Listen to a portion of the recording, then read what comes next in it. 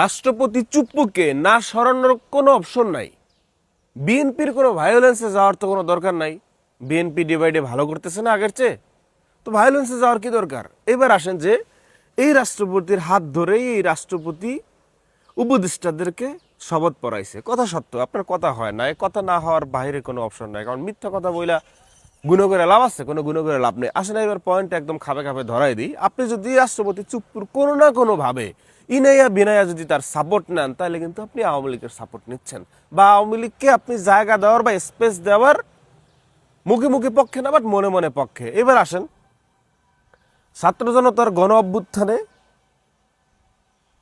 অভ্যুত্থান হইল। এখন হাসিনা চলে গেছে, হাসিনা চলে যাওয়ার চেয়ে আর বড় কিছু আছে? ওই সময় ছিল মানে হাসিনা চলে গেছে, এর চেয়ে আনন্দ মানে খুশি মানে আর তো কিছু নাই। স্বৈরাচার ভাগে গেছে, এখন চুপ্পু রইলো না কে রইলো, ওই সমস্ত চিন্তা ভাবনা কি ছাত্র জনতার কোনো অ্যাক্টিভিটিসের আপনার হচ্ছে গিয়ে কোনো বুদ্ধিজীবীর কারো মাথায় আসছে?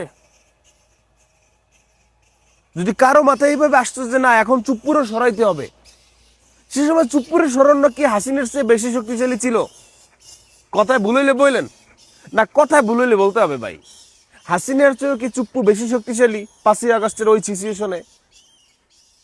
হ্যাঁ, এবং এবং কি না বলেন? তাহলে হাসিনাকে সরাইতে পারছে, চুপ্পুকে সরাইতে পারতো না এই ছাত্র জনতা? পারতো কিনা? কিন্তু ওই সময় তো এই জিনিস এত মাথায় আসে নাই যে এখন চুপ্পুকেও সরাইতে হবে। ওই সময় তো কাকে প্রধান উপদেষ্টা বানানো হবে, ইনুস সাহেবকে ফোন দেওয়া মানে তার বরাবর দরখাস্ত, সে আসবে আসবে না, কাকে উপদেষ্টা বানানো হবে, কিভাবে হবে, কোথায় কি দেশের একটা মানে অবস্থা, এগুলো নিয়ে তো ছিল। এখন সে সময় সে রাষ্ট্রপতি ছিল, তাদেরকে মানে হচ্ছে গিয়া শপথ পড়াইছে না। এর মানে এই না যে আমি এনসিপি কে জায়েজ করতেছি, আমি জামাতকে সেই এক্সিট দিতেছি, কথা দিয়ে তাদেরকে পাখার তলে রাখতেছি। আমার কোনো দরকার নেই, আমাকে এনসিপি 1 টাকাও দেয় না, আমার জামাতও 1 টাকা দেয় না, আমি আমার নিজের যোগ্যতায় চলি। এখানে আমার হুদা কাউরে মানি করে কোলে টাইনে আমার রাখার কোনো দরকার নাই। লিগেল যে কথা, জনগণের যে কথা, ওইটা বলতে হবে। আমার মুখ এনসিপি চালায় না, আমার মুখ জামাত চালায় না, আমার মুখ এটা পেট আমি আমার টাকায় চালাই, আল্লাহ আমাকে চালায়। এখানে আমার কারো মানে মানে যে যে জিনিসটা লিগ্যাল না, সেটাকেও আমি লিগ্যাল বানাইয়া আমার কাঁধে তলে রাখার কোনো মানে হয় না। সে সময় সিচুয়েশন এরকম ছিল, এটাও মাইন্ডে রাখতে হবে। হাসিনের যে চুপ্পু শক্তিশালী না, চাইলেই সরানো যাইতো। তো এখন সময় আসছে কথা বলার, এখন সময় আসছে সরানোর। সুন্দর একটা সংসদ অধিবেশন, পুত পবিত্র, সেখানে স্বৈরাচারের জায়গা হতেই পারে না। এবং এটা যদি বিএনপির হাইকমান্ড থেকে চুপ্পুকে লালন পালন করা, কন্টিনিউস করা, তাহলে সংসদের পরিবেশ তো নষ্ট হবেই। এবং সেটা কোন পর্যায়ে যায় দিন দিন বলা যায় না। কারণ শুরুর দিকেই দেখেন হাদি বলছিল কি যে আমি একটা মানুষ সংসদে ঢুকতে পারলে বাকি 299 জনকে দৌড়ের উপরে রাখবো। হাসনাত আবদুল্লাহ রিয়াকশন দেখেন, নাহিদ ইসলামের স্লোগান দেখেন। আপনি চুপ্পুকে আগামী দিনগুলোতে চেয়ারে বসায় রাখবেন আর দেশ চলবে, সেটা হবে না। স্বৈরাচার আর দেশপ্রেমিকদের একসাথে চলা এটা সম্ভব না, এটা হয় না, এটা হবে না। এটা বিপ্লবী ছাত্র জনতা, দেশের আম জনতা, ছাত্র জনতা এটা কখনো হইতে দিবে না। তো ওই জায়গা থেকে শুরুতে যেটা বললাম যে বিএনপির ভায়োলেন্সে যাওয়ার কি দরকার? 5ই আগস্টের পরে বিএনপি অনেক জায়গায় চাঁদাবাজি করছে, রিপুটেশন আসছে, করুক বা না করুক, যা করে বিএনপির বিরুদ্ধে যায়। এখন এই নির্বাচন হওয়ার পর, নির্বাচনের সময় কিন্তু মানুষ কনফিউশন ছিল যে জামাত হয়তো হয়েই যাবে, জামাত হয়তো হয়েই যাবে। কিছু জায়গার সিট ইঞ্জিনিয়ারিং করা হয়েছে, এটা আপনি গুলি করেন আর হাসেন আর আপনি যাই বলেন না কেন, এটা আপনার ব্যাপার, আপনি আসতেই পারেন, আপনার দলের জন্য আপনার টান থাকতেই পারে, এটা সবারই থাকে। কিছু জায়গায় ইঞ্জিনিয়ারিং করে কাউকে হওয়ানো হয়েছে, হওয়ানো হয় নাই, এটা যারা করছে তারাও স্বীকার করতে পারবে। এহকালে না করুক, পরকালে করবে।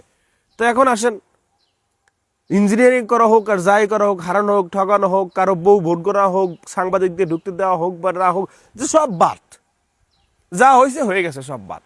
এখন বিএনপি সরকারে বসার পর নিয়ন্ত্রণে আসছে না।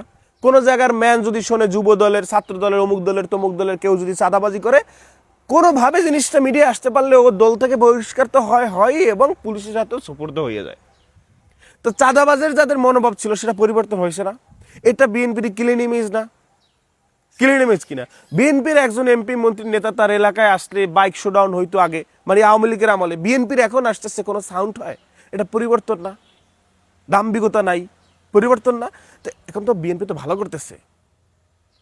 তো এখন বিএনপি যে ভালো করতেছে, এর ভিতরে স্বৈরাচারের কোন লোককে ছত্রছায়া রাইখে বিএনপির রিপুটেশন হারানোর কি দরকার? পারবেন না তো। স্বৈরাচারকে সহযোগী নিয়ে আগাইতে পারবেন না, এটা হবে না, হইতে দিবে না, এটা সম্ভব না।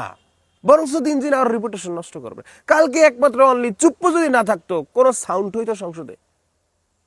তো এটা বিএনপির এগেইনস্টে সাউন্ড হয়েছে না? মানুষজন এখন বলতেছে না বিএনপি এটা গাদ্দারি করছে স্বৈরাচারকে জায়গা দিয়া, যেভাবে গণভোটের সাথে গাদ্দারি করে আসছে। তো এই এখন দেখেন, আমি কিন্তু আগে নোটিস করে আসতেছিলাম যে আপনারা যতই গাদ্দারি করেন না কেন, এগুলো কিন্তু অল্প অল্প করে কিন্তু ক্ষোভ জন্মাচ্ছে বিএনপির প্রতি।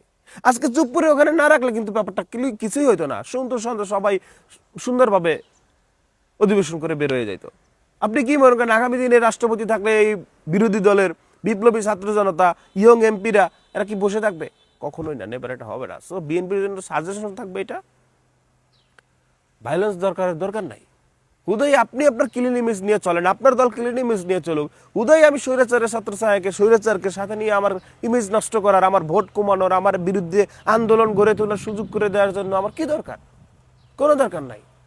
তবে মাইন্ডেড, চুপ্পুকে আজব কালক সরতেই হবে, কারণ সে তো স্বৈরাচারের আমলে ছিল ক্ষমতায়, মানুষকে গুলি করে মারতেছে, সেটা সে দেখে নাই, শেষ সময় না করতে পারে নাই। এক চুপ্পু ছাত্র জনতার পক্ষে দাঁড়াই যাইতো, হাসিনা মুইতে দিত।